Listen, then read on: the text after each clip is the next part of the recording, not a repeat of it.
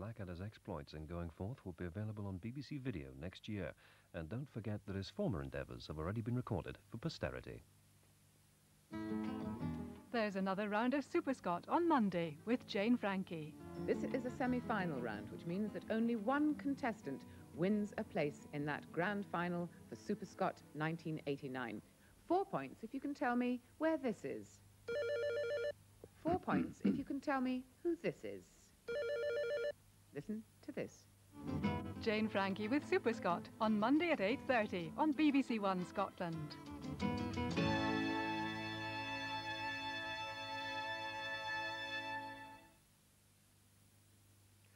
Smith and Jones of Second Thoughts and Small Doses over on BBC2 in just over 5 minutes. In an hour's time, the first of 2 programmes looking at art in the Third Reich. The Orchestration of Power is at 11 o'clock. Now, BBC1 Scotland, Peter Sissons introduces Question Time.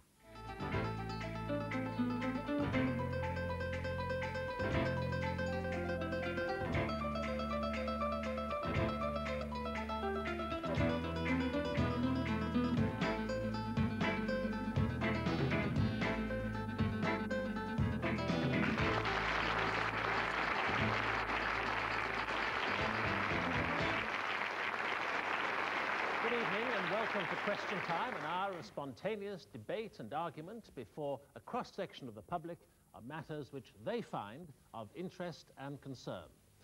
Around the table with me tonight are Eric Forth MP, who is Parliamentary Under-Secretary at the Department of Trade and Industry, where he is the Minister for Consumer Affairs. Mr. Forth was brought up in a Glasgow tenement and at school was a communist.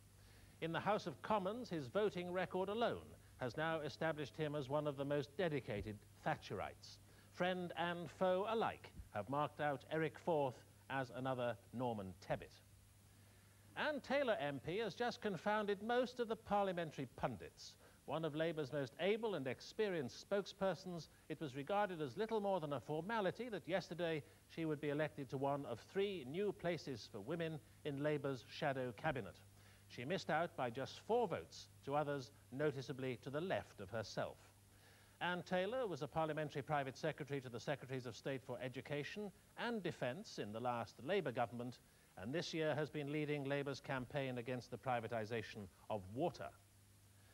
Sir Russell Johnston MP is the deputy leader in the House of Commons of the Liberal Democrats, the party he threatened to quit if they dropped the name Liberal. He speaks for his party on European affairs and has long endeared himself to and occasionally exasperated his friends with his reputation as an independent-minded maverick. He is rapidly, it is said, becoming the grand old man of British liberalism.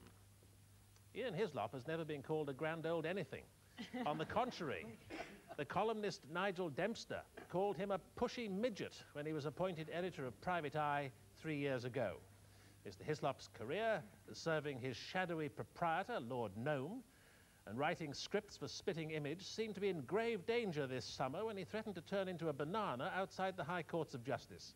However, as is well known, the Court of Appeal subsequently rescinded the record libel damages against his organ, which had driven him to the aforementioned outburst.